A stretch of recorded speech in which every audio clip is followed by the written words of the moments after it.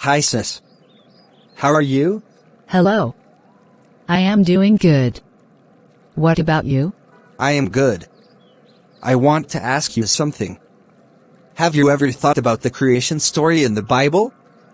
It's fantastic how it all begins. Yeah, it's one of the most well-known stories. God creating the world in 6 days and resting on the seventh. Each day had a specific creation event. Right. On the first day, God created light, separating it from darkness. He called the light day and the darkness night. And on the second day, He created the sky to separate the waters above from the waters below. It's interesting to think of how the ancient people understood the sky and heaven. Absolutely.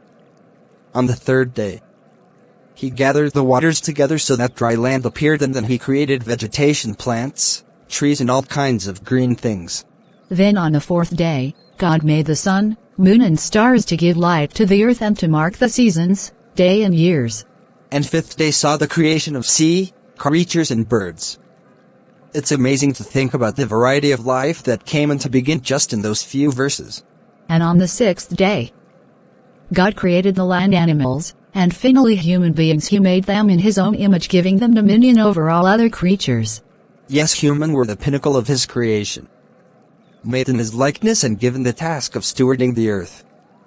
Then on the seventh day God rested, blessing it and making it holy. The whole narrative is so rich with meaning and symbolism. It's not just about how the world came to be, but also about our place and purpose within it. Exactly. It's a profound story that had shaped much of human thought and culture for thousands of years. What's intriguing is how each day builds upon the previous one, creating a sense of order and progression. The Bible emphasizes that everything God created was good. Yes, and it's particularly significant that humans are described as being created in the image of God. It suggests a unique relationship between humanity and the divine. And the phrase, "Let us make the man in our image, after our likeness," also interesting. Some interpret it as a reference to the Trinity, even though the concept isn't explicitly developed until later. That's a good point. It shows the complexity and depth of the text. Plus, the idea of stewardship over creation implies a responsibility to care for the environment.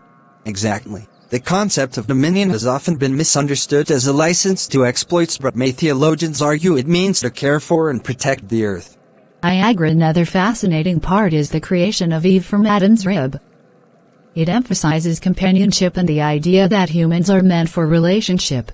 Yes, and the way Adam names all the animals before Eve's creation shows the human role in organizing and understanding the world. Naming is a powerful act in many cultures.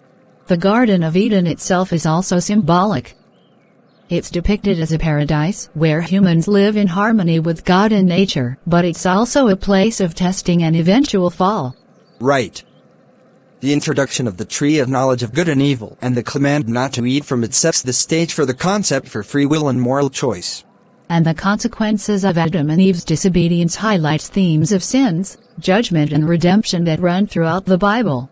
Exactly. The creation story isn't just about the beginning. It's foundational for understanding many of the Bible's core teachings about God, humanity and the world. It's amazing how much depth there is in just the first few chapters in Genesis. There is so much to reflect on and learn from. Absolutely. Whether one takes it literally or sees it as metaphorical, the creation story has profound implications for how we see ourselves and our place in the universe. Thank you so much. It was really very pleasant to know more about the Bible and the creation. It has a great depth which everyone must know. Thank you, sis. Praise the Lord always, for we are also a part of God's creation.